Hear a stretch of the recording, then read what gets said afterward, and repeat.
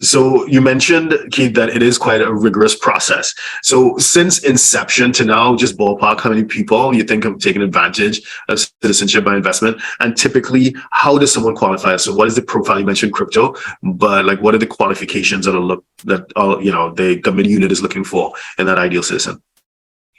So in terms of numbers, I would say as of right now, probably anywhere from 2,500 to 3,000, I think around that ballpark so far. In regard to the ideal citizen, so the base qualifications, I think they want to ensure that as many people as possible have an opportunity to apply, but as many quote unquote good people as possible. So right off the bat, people who have criminal records for very serious crimes, though very minor things aren't really an issue, but quote unquote serious crimes or anything where you would serve jail time in St. Lucia, you're automatically not qualified. Persons who are seen as quote unquote litigationers, so someone who's been sued maybe 20, 30 times, people with that sort of history, who we think can bring disrepute to St. Lucia would be disqualified. And persons who are bankrupt and who are trying to evade taxes and anything that's nefarious. What we want really are good people who can contribute to St. Lucia. I think the ideal citizen for St. Lucia right now are persons who want to come and want to invest in St. Lucia and use their citizenship in a way which initially through their investment to get citizenship benefits St. Lucia, but who can also have a continuous relationship with the island. And our citizenship by investment unit is also working with Invest St. Lucia, which is our investment unit on island. And they're trying to constantly find synergies because what they want to promote is what they call beyond the passport, where it's not just about visa-free travel.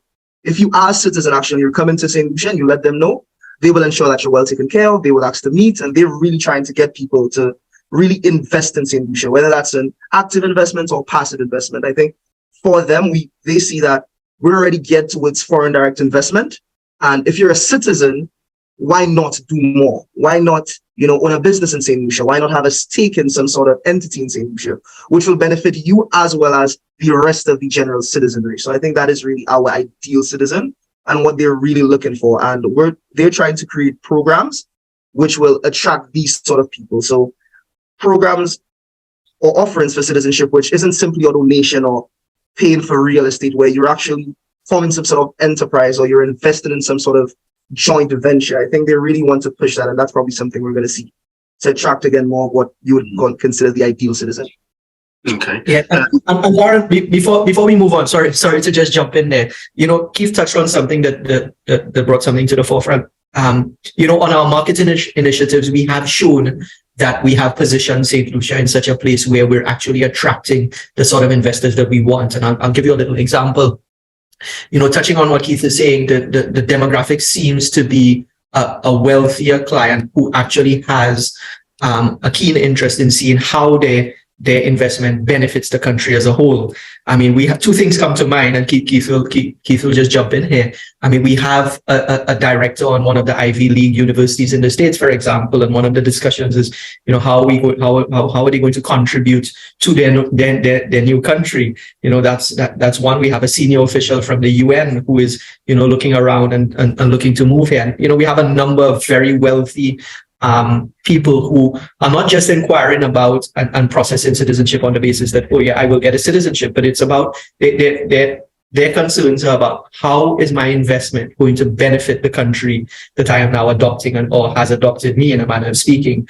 And it seems that is what I find is the value proposition. The other thing about it is that, potential investors also need to look at what the government's policy is on global issues. So say, for example, the sanctions in Russia, to the extent that a lot of our trade is done with the US, we're a 4-hour flight away from mainland United States, from Miami, we're a direct flight away from London, for example. How are our governmental policies, aligned with global policies that will not affect the value proposition of this investment that you're going to make? And that is something that, the government has been very keen on, because it's about ensuring that we're all aligned and ensuring that you will not be investing in a jurisdiction that may itself become sanctioned because of certain decisions that the government is taking on a policy level. Whether on an individual basis you agree with it or not, it's immaterial. The question is, are you going to find yourself in a place where you are now jeopardized because of this investment? And that is something that we always tell the investors to look at. When you're making your choices, look and see who is aligned in certain ways and who is kind of misstepping with global, policy. Great. Thanks for that commentary. It's pretty interesting. So if you're a 6, 7, or 8-figure investor, entrepreneur, or business owner who needs a tailor-made solution from a qualified team of professionals, we can help you achieve the international lifestyle, the freedom, and even the tax savings you're looking for.